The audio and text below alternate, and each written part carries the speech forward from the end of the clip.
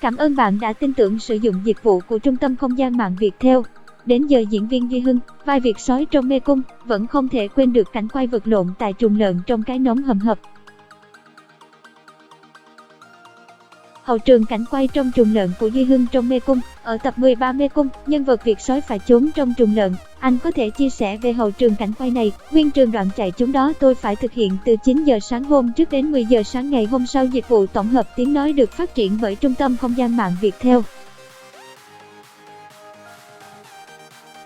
Dịch vụ tổng hợp tiếng nói cung cấp bởi Trung tâm Không gian mạng Viettel. Cả ngày hôm ấy tôi phải thực hiện cảnh băng rừng, chạy trốn, qua bãi rác, vào chuồng lợn rồi xuống ao bèo. Vì phải thực hiện nhiều góc quay nên tôi phải quay đi quay lại nhiều lần. Tôi và ekip cố gắng kết hợp để làm nhanh nhất có thể, đỡ phải quay đi quay lại nhiều nhưng mỗi cảnh quay vẫn phải làm đi làm lại 4 lần vì phải thực hiện nhiều góc máy tiếng nói từ Trung tâm Không gian mạng Viettel. Nghe nói trời hôm đó vô cùng nóng mà phải quay trong chuồng lợn với nhiệt độ hơn 45 độ C. Bạn đang nghe giọng đọc phát hành bởi Trung tâm Không gian mạng Viettel. Bạn đang nghe tiếng nói nhân tạo từ Trung tâm Không gian mạng Viettel. Nghĩ lại đó có phải trải nghiệm nhớ đời nhất của Duy Hưng trong sự nghiệp diễn viên. Hôm đó trời nóng khủng khiếp mà cảnh quay ở bãi rác được bấm máy lúc 12 giờ trưa. Thực sự kinh khủng, khi đã vượt qua thì không có gì phải rùng mình nhưng đó thực sự là cảnh quay mệt nhất tôi từng phải thực hiện giọng đọc cung cấp bởi Tập đoàn Công nghiệp Viễn thông Quân đội Viettel. Cảnh quay trong chuồng lợn của Duy Hưng trong tập 13, vậy mà mọi người bảo làm diễn viên sướng lắm, chỉ toàn thấy hào quang danh tiếng với hình ảnh đẹp để hưởng thụ trên màn ảnh thôi. Sau cảnh chạy trốn kinh khủng của Việt sói thì tôi nghĩ khán giả sẽ có cái nhìn khác về diễn viên, nó không chỉ có sự hào nhoáng và sung sướng đâu. Giọng đọc cung cấp bởi Tập đoàn Công nghiệp Viễn thông Quân đội Viettel. Cảm ơn bạn đã sử dụng giọng đọc nhân tạo của Viettel. Trong phim khán giả còn ấn tượng với nụ hôn ngọt ngào giữa Việt sói và cảnh sát Huyền Trang. Nghe nói hậu trường cảnh này ly kỳ không kém, đó là nụ hôn của tôi vì nó không hề có trong kịch bản. Cảm ơn bạn đã sử dụng giọng đọc nhân tạo của Trung tâm Không gian mạng Viettel. Tôi muốn trong con người của một con sói như Việt có chút tình cảm le lói nhưng lại được thể hiện theo cách hoang dã nhất. Có nhiều cảm xúc trong nụ hôn đó, từ cảm giác chiếm hữu, chiếm đoạt đến cả sự trơ trẽn. Giọng đọc cung cấp bởi Trung tâm Không gian mạng Viettel. Lúc đó tôi ra nói với đạo diễn Khải Anh ơi cảnh này nhân vật đang đau đớn như thế nên em muốn có cái gì đó để làm dịu đi phần nào. Giọng đọc cung cấp bởi Trung tâm Không gian mạng Viettel. Tiếng nói từ Trung tâm Không gian mạng Viettel. Đạo diễn đồng ý và bảo tôi làm thử. Khi tập thì tôi không làm gì nhưng khi quay thật thì lật ngửa người Huyền Trang ra hôn khiến cô ấy cứng đơ người luôn. Dịch vụ tổng hợp tiếng nói cung cấp bởi Trung tâm Không gian mạng Viettel. Cảnh quay thực hiện một lần là xong và nụ hôn này cũng rất ngọt ngào theo nghĩa đen vì có vị siro được giả làm máu dính trên miệng Việt sói. Bản quyền thuộc về Trung tâm Không gian mạng Viettel. Phản ứng của Huyền Trang khi đột ngột bị anh hôn thế nào? Cô ấy rất bất ngờ. Giọng đọc thuộc bản quyền Trung tâm Không gian mạng Viettel. Khi đạo diễn hô cắt, Trang đánh tôi một cái và đỏ bừng mặt lên trách tôi sao không nói trước. Nếu nói trước thì còn gì là hay nữa.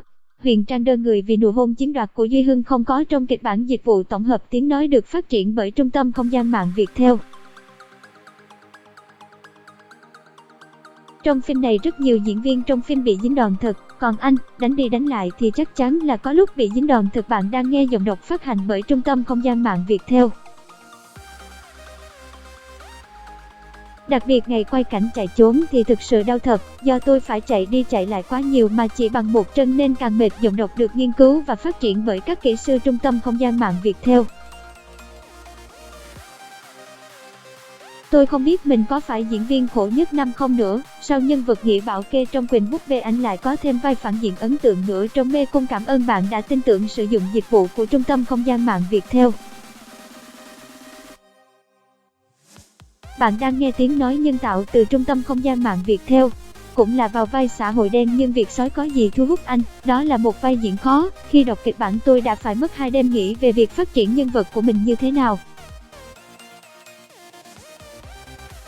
Tôi cũng phải hỏi nhiều người rồi xem các phim về xã hội đen để tham khảo. Thực ra vai Việt sói rất khác lạ, khác hoàn toàn so với Nghĩa Bảo Kê, dịch vụ tổng hợp tiếng nói cung cấp bởi Trung tâm Không gian mạng Viettel. Do vậy tôi luôn cố gắng để thể hiện vai diễn sao cho tốt nhất. Ban đầu cũng hơi trệch trạc, nhưng khi đã sống với nhân vật rồi thì mọi chuyện lại khác. Giọng đọc được nghiên cứu và phát triển bởi các kỹ sư Trung tâm Không gian mạng Viettel.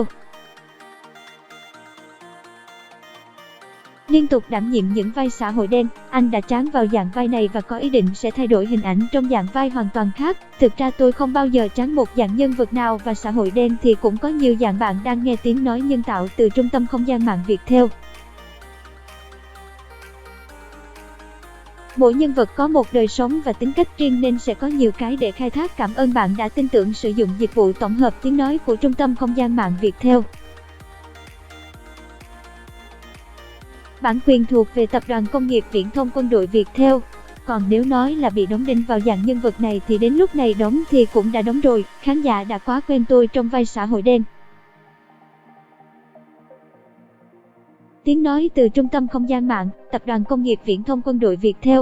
Tôi cũng mong là trong các phim tới mình cũng sẽ được thử sức với những dạng vai khác, chính diện hoặc cũng có thể là công an, bộ đội, để thử xem mình trông thế nào. Duy Hưng liên tiếp gây dấu ấn với các vai xã hội đen trên màn ảnh. Anh từng chia sẻ là bố mẹ cũng không ít lần phàn nàn vì con trai toàn vào vai xã hội đen rồi xuống tay với phụ nữ trên phim rất không đẹp mắt. Giờ chắc ông bà cũng chán kêu ca về những vai diễn hầm hố của con trai rồi chứ. Lúc bố mẹ tôi phàn nàn tôi đã phải giải thích. Khổ quá, tác nó cũng phải có kiểu tác của nó. Cảm ơn bạn đã sử dụng giọng đọc nhân tạo của Trung tâm Không gian mạng Viettel. Bạn đang nghe tiếng nói nhân tạo của Trung tâm Không gian mạng Viettel. Cứ tác bồng bột vào mặt diễn viên thế thì ai mà sống được. Thêm nữa, do hiệu ứng hình ảnh thì thấy máu me vậy chứ thực ra có gì đâu. Dần dần bố mẹ tôi cũng hiểu ra. Nhưng vừa rồi thấy cảnh tôi chạy trốn trong mê cung, ông bà lại kêu: ôi giời ơi, con ơi, sao lại thế này hả con ơi, có đau không? Giọng đọc cung cấp bởi Tập đoàn Công nghiệp Viễn thông Quân đội Viettel. Mọi người nhận xét về vai Việt sói của anh thế nào? Các anh cũng xem và nhắn tôi: em ơi tốt quá, hai mày làm được lắm. Bạn đang nghe tiếng nói nhân tạo từ Trung tâm Không gian mạng Viettel. Các anh em ngoài xã hội nói chung là rất thích vai này. Ra ngoài nhiều người quý lắm mới dám comment ra xin chụp chung bức ảnh. Cảm ơn bạn đã sử dụng dịch vụ của Trung tâm Không gian mạng Viettel. Giọng đọc được phát hành bởi Trung tâm Không gian mạng Viettel. Tôi vội nói luôn: ok, ra đây chụp chung bức ảnh nào, làm sao mà phải e dè thế nhỉ? Lúc đó họ mới có thể cư xử bình thường.